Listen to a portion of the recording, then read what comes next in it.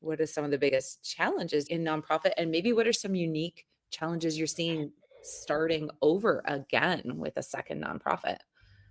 Let's see, challenge with nonprofits in general, I think, is legitimacy, especially if it's a smaller grassroots type of nonprofit where you don't have this large franchise umbrella under you where you're going to open the chapter there at a certain location. Investors are going to want to see, or donors are going to want to see, is it a good cause? Is it overlapping with something else? What do you do exactly? Are you going to stick around? Am I just going to give you money here now and then next year you're going to fold?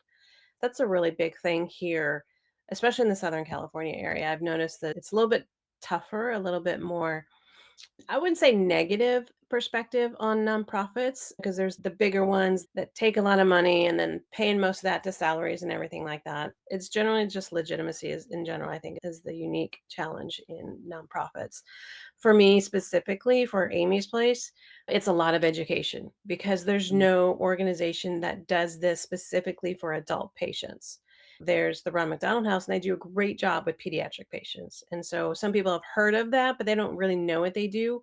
Educating what, couple quick sentences on what they do and then relate it to what we do. It's the same thing, except we just do it for adult patients. Terminology is different. When I say it's for the adult patient and their caregiver, it could be, a lot of times they think it's a paid caregiver that's giving them care within the house. And I use caregiver as more of a general term. Usually it's their spouse, like I was with my father, or for me, like an adult Yeah. child with their father or their parent, driving them back and forth or being there for them while they're going through their medical trauma.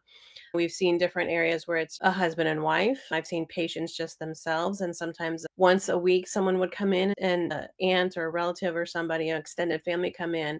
So I kind of use caregiver as a general term of who their loved one is coming in to do that. Learning to speak their language and to help them understand exactly what we do is a little bit more challenging. I'm doing a lot more talking about what it is that we do, given that not too many places do this type of service for families. So it's not permanent housing, it's not medical housing where there's a nurse coming in, they're doing treatment there, or we don't do any kind of medical treatment in the house. It's just a lot of education on my work.